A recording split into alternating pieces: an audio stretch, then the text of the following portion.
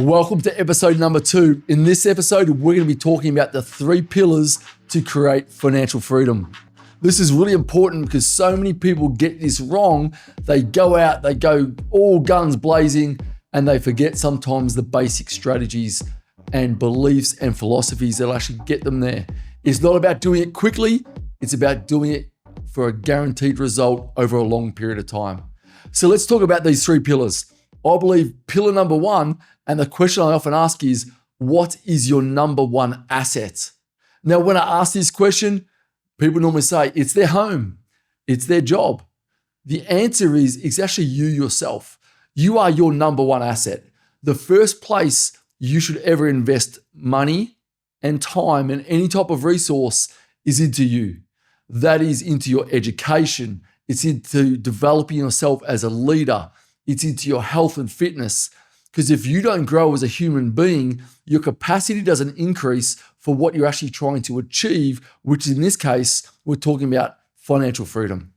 So the first place you should always invest money is your number 1 asset, which is you.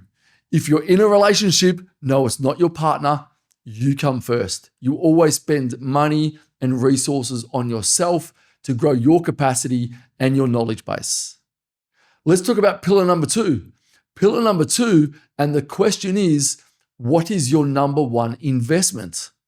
So if you are your number 1 asset, what is your number 1 investment? Let's talk about myself. I invest in stocks, I invest in real estate, and I have companies. So when I look at that, I really have a number of number 1 investments, so to speak. But my core investment is actually into my business. So I invest time, resources, and everything I can into growing and developing my business, which is what creates the cash flow to be able to then invest it into real estate and other asset classes. So when I look at that, what do I invest into inside of my number 1 investment, which is my business? It's better tax strategies. It's better marketing. It's training my team. It's growing and scaling my team. And as you learn and as you grow, this is a constant change and a constant improvement. So for you, that may be, hey, I work in a salary job. So my number 1 investment might be understanding the stock market. It might be understanding real estate. It might be whatever it is for you, but that is the second place you should invest time and money. Let's look at the third one. To me, the third one is probably one of the most important, and only up until recently, this one, for not focusing on it, actually caused me the most headaches. And that is, what is your number 1 strategy? You see, so many people who have ambition always focus on growth. How do we do more revenue? How do we create more profit? How do we buy more properties? But the true strategy should be, how do I protect what I actually build? So let's use an analogy. Let's pretend you're a rock climber and you're a free climber, so you don't actually have a harness. And you're climbing up a wall and you're climbing, you're getting almost to the peak, and something happens and you slip and you make a mistake. You fall down, probably to your death. There's no difference with that when we look at our career, our business, our investments, and our family. So what does that mean for your resources? So let's look in business. If I'm climbing up the business ladder, growing and scaling, but I don't have reserves to protect the next level of growth, I can fall down to my death. If I have cash reserves built around that asset like a moat, when I fall, I don't fall 100%, I might fall 10. If you're going to invest in real estate and you have no cash reserves and something happens in the market, you're forced to sell an asset.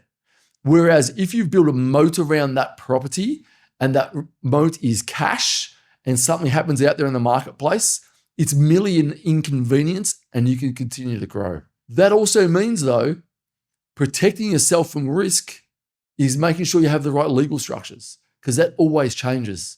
It's making sure you have the right accountant, the right relationships. So your number 1 strategy should always be to focus on not losing what you've already built. So when you look at those core three together, what is my number one asset? What is my number one investment? And what is my number one strategy? As each grows, it allows each to continue to grow. And it's a cycle that never ends. So as you continue to learn and invest into yourself as a number one asset, you continue to grow.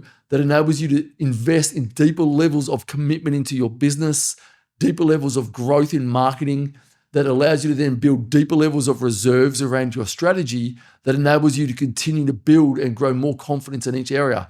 And it's never ending. You should never stop reinvesting into yourself.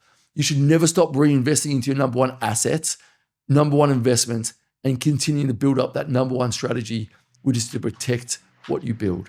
Because when you protect what you build, it gives you confidence, it allows you to sleep better, and allows you to go and continue to do things and grow where you may not have been able to otherwise. So guys, this is episode number 2. I hope you like that.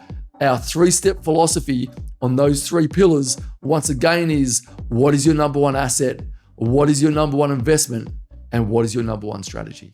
Till next time,